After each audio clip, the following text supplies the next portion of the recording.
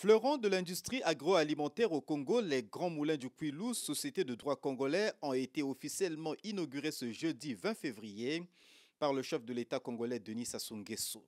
La cérémonie s'y rapportant a donné lieu à des allocutions aussi édifiantes les unes que les autres. Le sous-préfet, chef de district de Luango, Boniface Chitembo, a exalté la paix sans laquelle cet investissement n'aurait pas dû être possible. Ce maillon essentiel du développement économique du Congo est une indéniable source d'emploi, s'est-il réjoui. Les Grands Moulins du Kwilu, spécialisés dans la fabrication de la farine, des pâtes alimentaires, des huiles, des savons, des détergents et des papiers hygiéniques, représentent un investissement de 45 milliards 850 millions de francs CFA, a déclaré Amadou Nyangadou, directeur général de ce complexe industriel.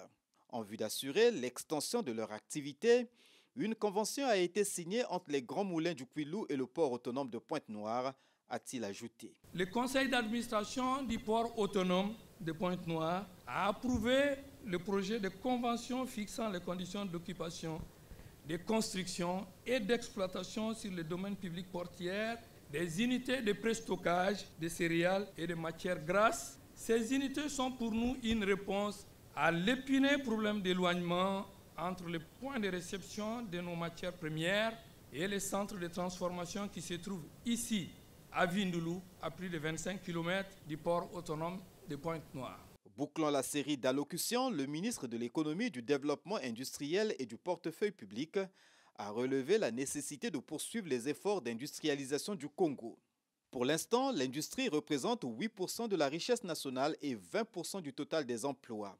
Avec ce complexe industriel, la concurrence va être renforcée et les ménages en seront les grands bénéficiaires, a poursuivi Gilbert Ondongo. La minoterie des Grands Moulins du Kwilu est la troisième au Congo. Elle vient renforcer la concurrence sur le marché national de la farine de blé.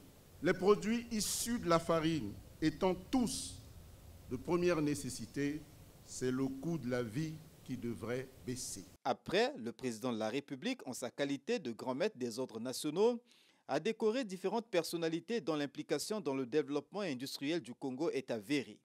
C'est par la visite guidée des installations de ce complexe industriel que s'est achevée cette cérémonie désormais inscrite en lettres d'or dans les annales de l'industrie congolaise.